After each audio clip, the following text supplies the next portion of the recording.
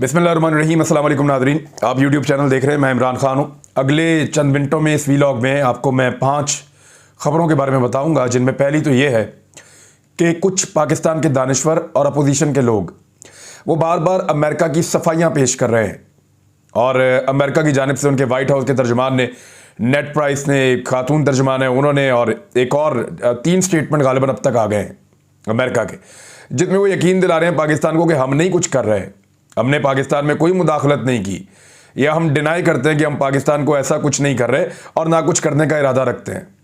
ये है जी अमेरिका। आज तक कभी उन्होंने पाकिस्तान को ऐसे सफाई पेश नहीं की। आपको याद है सलाला में जब पाकिस्तानी फौजियों की शहादत हो गई, अमेरिकन ने उस तरफ से फायरिंग की और 25 पाकिस्तानी फौजी जवान शहीद हो गए, तो उसके बाद पाकिस्तान ने कहा कि अमेरिका माफ़ी मांगे। अमेरिका ने माफ़ी नहीं मांगी।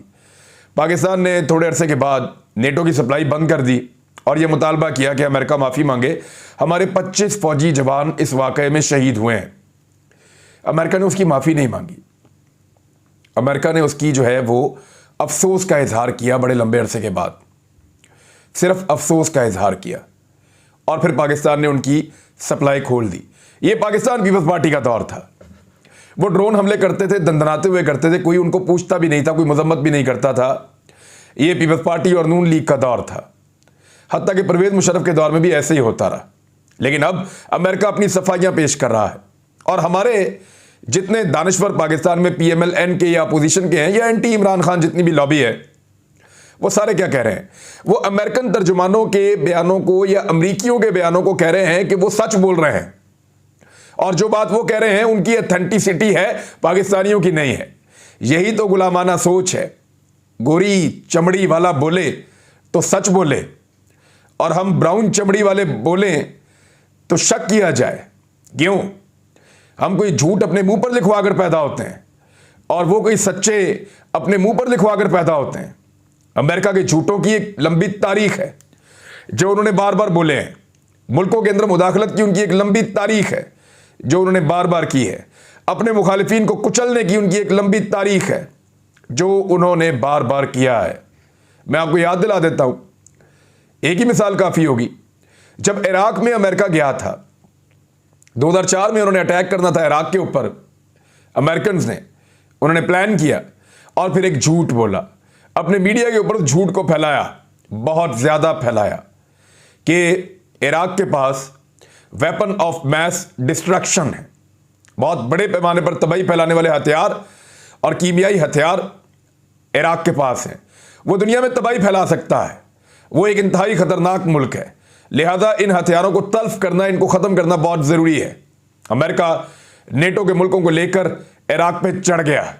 इराक ने बार बार कहा कि आइए आकर ढूंढिए कहाँ हैं वो हथियार, आइए आकर आप इंस्पेक्शन कीजिए कहाँ हैं वो हथियार, लेकिन वो हथियार नहीं मिले।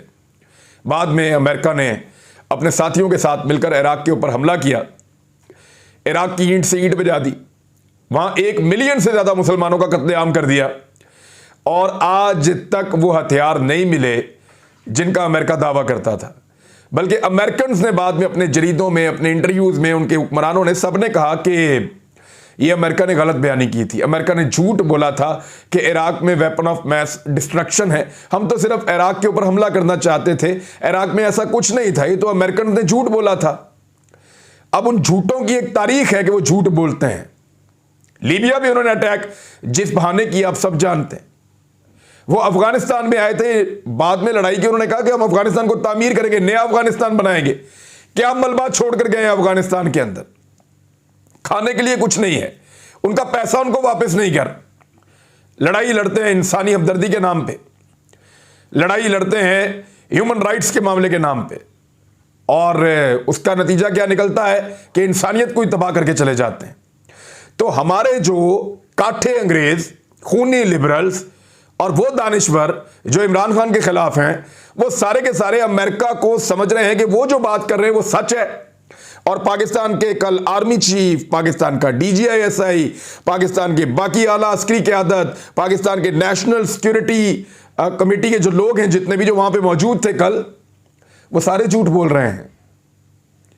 इन्होंने जो बोला वो झूठ है, अमेरिकन जो बोल रहे हैं वो सच है। तो ये है गुलामाना सोच। चमड़ी गोरी होनी चाहिए, जूते भी पॉलिश करेंगे। यानी पहले तो इमरान खान साहब पे ये इल्ज़ाम था कि वो पाकिस्तानी एस्टेब्लिशमेंट उनको लेकर आई है, लेकिन शहबाज शरीफ, आसिफ अली जरदारी और मौलाना फजल रहमान को कौन ला रहा है? बिलावल और मरियम के लिए रास्ता कौन बना रहा है? नवाज शरीफ जो है उनके लिए रास्ता कौन बना रहा है? उनके लिए रास्ता कौन बना रहा है? आलमी एस्टेब्लिशमेंट। यानी पाकिस्तानी बूट पॉलिश करते करते बैरूनी या गैर मुल्की बूटों में पॉलिश भी शुरू कर दी है। और कल से लेकर अब तक, इमरान खान के खिताब के बाद से अब तक, तमाम लोग जो अपोजिशन के, वो अमेरिका की खैर ख्वाही में स्टेटमेंट दे रहे हैं, वो अमेरिका की गेम उठा रहे हैं। वो ये कह रहे हैं अमेरिका के सुपर पावर अल्लाह है, अमेरिका नहीं है। अगर यही सोचते वो अफगानी, तो अमेरिका से मार खाते। अगर यही सोच रहे होते वियतनाम के रहने वाले, तो अमेरिका से मार खाते रहते।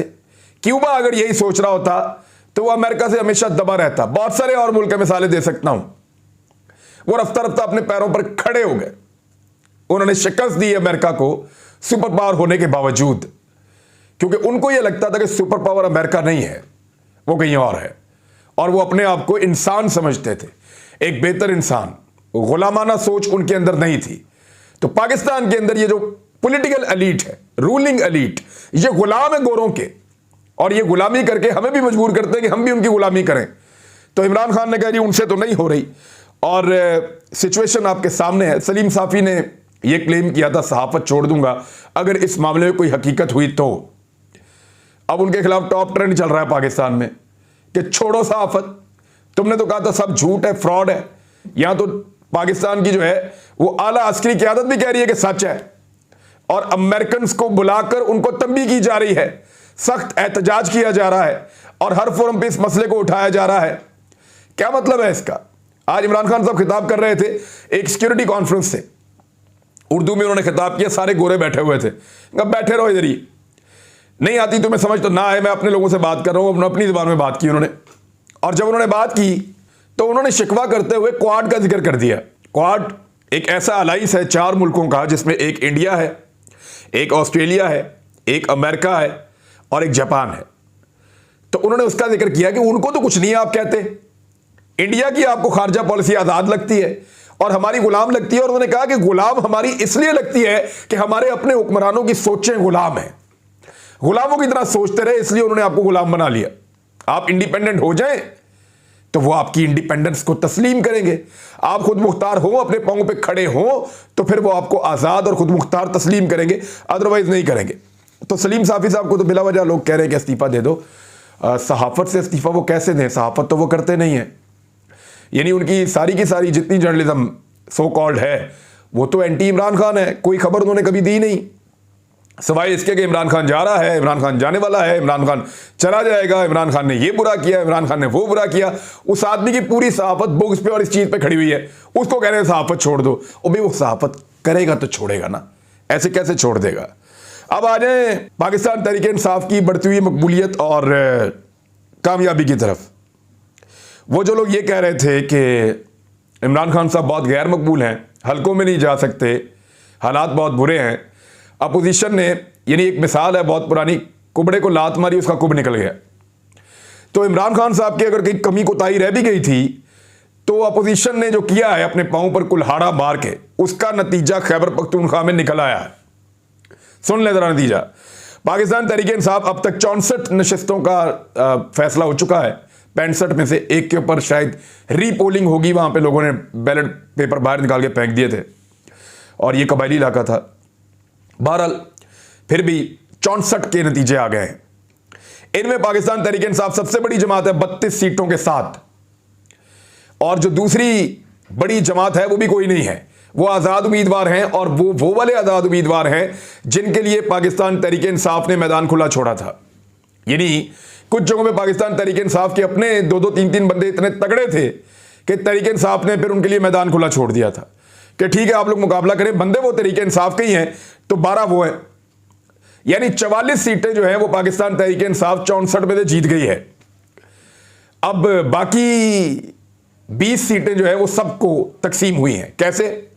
फजल रहमान के पास सिर्फ 7 नशिस्तें हैं, जमात इस्लामी ने बड़ा अच्छा काम किया हुआ है, बल्दियाती मामलात में वाकई अच्छा काम करते हैं। जहां पे मैंने उनके लोगों को देखा वो वाकई काम करते हैं। तो उन्होंने 5 सीटें उन्होंने जीती हैं। 5 निकाल दें तो पीडीएम के इत्तेहाद को, या पीडीएम के इत्तेहाद से बाद, पीडीएम के इत्तेहाद को टोटल मिलाकर 12 या 13 सीटें मिली हैं। पीपल्स पार्टी जो इतना इतराते हैं, इतना बड़ा उनका नाम है, नूर आलम खान को लगता है वो पीपल्स पार्टी से जीत जाएंगे अगले इलेक्शन में। लोग क्या हालत कर देंगे इसका अंदाजा करेंगे। पीपल्स पार्टी ने पूरे खैबर पख्तूनख्वा में 1 सीट जीती है, सिर्फ 1 सीट। मुस्लिम लीग नून ने 4 नशिस्तें जीती हैं और वहां हजारा से भी उनका काफी हद तक सफाया हो गया है, जो एक दौर में उनका गढ़ हुआ करता था कैप्टन सफदर की वजह से। फजलुर रहमान साहब ने 7 नशिस्तें जीती हैं और बाकी 3 नशिस्तें अलग अलग जमातों ने जीती हैं वहां पे इलाकाई। एएनपी कहां गई, बाकी जमातें कहां गई, सारे उड़ गए। इमरान खान साहब ने वन साइडेड ये इलेक्शन जीतकर साबित कर दिया है कि अवाम उनके साथ खड़ी है। लोगों को तमाम मसाइल से ज्यादा इस बात में दिलचस्पी है कि पाकिस्तान को आजाद और खुद मुख्तार होना चाहिए। आजादी पे समझौता किसी कीमत पर भी नहीं, किसी सूरत में भी नहीं। क्योंकि एक और चीज मैं नोट कर रहा हूं कि जो लोग इमरान खान साहब को छोड़कर जा रहे हैं वो मुंह छुपाते फिर रहे हैं। उनके कुछ मनाजिर आए हैं, जैसे भेड़ बकरियों को घेर के निकाला जाता है पार्लियामेंट में, इस तरह पाकिस्तान पीपल्स पार्टी के लोग और पीएमएलएन के लोग उनको लाइन बना के तो हाथों से इशारा कर करके ऐसे, यानी भेड़ों की तरह जो है वो उनको घेर के बकरियों की तरह उनको लेकर जा रहे थे, हाँकते हुए लेकर जा रहे थे। ये औकात होती है जब आप मुबैना तौर पर पैसे पकड़ लें।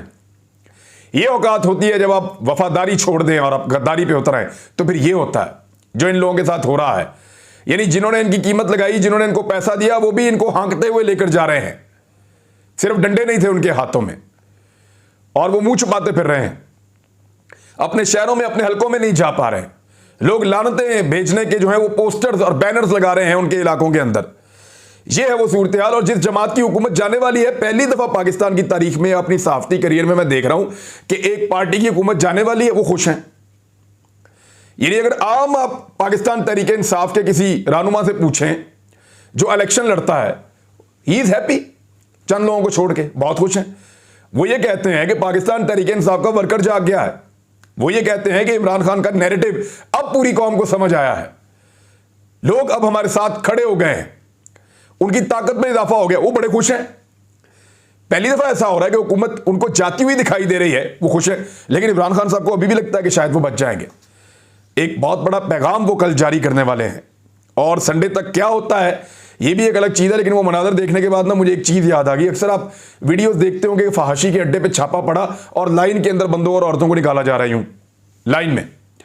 वो मैंने वो मुख्तलिफ लोगों के ट्वीट देखे तो वहां ये लिखा हुआ था कि ये तो ऐसे लगता है कि किसी फहाशी के अड्डे पे छापा पड़ा है और लोगों को लाइन में निकाला जा रहा है। जिस तरह वो एमएनए जो है उनको खवातीनों हजरात को जिस तरह हाँकते हुए लेकर जा रहे थे, ऐसे ही पुलिस वाले निकालते उस अड्डे पे से लोगों को।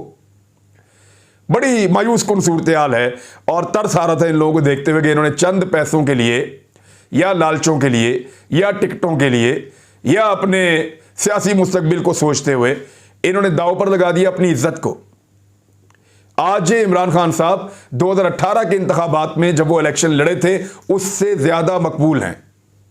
मैं आपको फिर कह रहा हूं कि आज इमरान खान साहब 2018 में जो उन्होंने इलेक्शन लड़ा था पाकिस्तान तहरीक इंसाफ ने पूरे पाकिस्तान में, आज आप इलेक्शन करवाएं तो इमरान खान उससे ज्यादा मकबूल हैं। अब आ जाए एक और मामले की तरफ। 2 और चीजें रह गई हैं, मैं आपके साथ शेयर कर देता हूं। एक तो वज़ीर आज़म के साथ एक लिस्ट शेयर की गई है और वो लिस्ट ये है कि गुज़िश्ता चंद महीनों में, यानी आप 2022 के आगाज से आप अंदाजा कर लें कि 1 जनवरी 2022 से लेकर अब तक कौन कौन है जो अमरीकी अहदेदारों को मिला, उनके सफ़ीरों को, उनके कौंसल जनरल को, उनके दीगर जो अहदेदार यहाँ पे पाकिस्तान में मौजूद होते हैं उनको। तो आप हैरान हो जाएंगे कि अमेरिकन ने बड़ी तूफ़ानी मुलाकातें की हैं अपोजिशन के लोगों से, पीएमएलएन के लोगों से, पीपल्स पार्टी के लोगों से। और हैरान कुन तौर पे इमरान खान साहब के जो मुनहरिफ अराकीन हैं उनके साथ भी अमेरिकन ने लगातार मुलाकातें की हैं। और तो और वो जो सहाफ़ी हैं जो बहुत ज़्यादा इमरान खान साहब के खिलाफ बोलते हैं उनसे भी अमेरिकन ने मुलाकातें की हैं। तो अब आपको सारी गेम समझ आ गई। मैंने आपसे कहा था कि एक चैनल का मालिक है, वो पिछले दिनों मुंह छुपाता फिर रहा था, मीडिया के सामने आने से बच रहा था। मैंने उसकी पूरी कहानी आपको आज से तकरीबन 1.5 माह पहले बता दी थी कि ये कैसे गेम हो रही है और सीआईए कैसे इन्वॉल्व है। और किस तरीके से अमेरिकन कॉन्सुलेट के अंदर मुलाकातें और फिर वहां से तमाम लोगों के साथ मुलाकातें और कैसे फंड्स फराहम किए जा रहे हैं।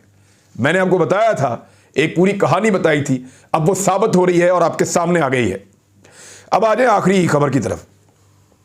इमरान खान साहब के बारे में एक थ्रेट जारी किया एजेंसीज ने। उन्होंने कहा जी कि ये इनकी जान बहुत ज़्यादा खतरे में है और इमरान खान साहब की सिक्योरिटी बढ़ा दी गई है। ये बात हमने पहले भी की थी, हम आपको अब भी कर रहे हैं।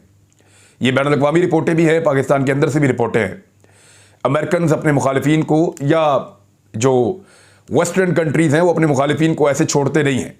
अगर वो उनको अपने लिए ख़तरा समझते हैं तो फिर उनको रास्ते से हटाते हैं। उनके लिए प्रॉब्लम ये था पहले कि इमरान खान को निकाला जाए। तो जब इमरान खान को निकाला जा रहा था तो उनको लगा ये कि अब ये डिफेम हो गए हैं, इनकी पाकिस्तान के अंदर मकबूलियत नहीं है, ये निकल भी जाएंगे तो कोई फ़र्क नहीं पड़ता, वापस नहीं आएगा, इर्रेलेवेंट हो जाएगा।